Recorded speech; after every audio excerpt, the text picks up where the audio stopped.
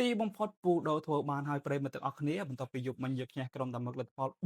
4-1ពិសេសនោះពូដូរសិតបាន2គ្រាប់ទៀតតែម្ដងធ្វើឲ្យអាណាសមានពិន្ទុគ្រប់គ្រាន់ក្លាយជាម្ចាស់ជើងឯក Stadi Pro League 2025-2026បន្ទាប់ពីដាច់ពិន្ទុតែ2ពិន្ទុទៅលើក្រុម Al Hilal តែប៉ុណ្ណោះអបអរសាទរទៅដល់អាណាសនិងអបអរសាទរដល់ពូដូរផងដែរដែលក្លាយជាម្ចាស់ជើងឯក Stadi Pro League 2025-26 ប្រិ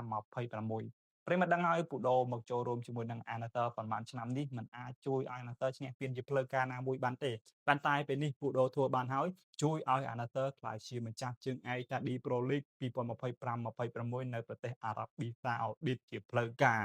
ពិសេសនោះគ្រាប់បាល់របស់ពូដូពេលនេះកើនរហូតដល់972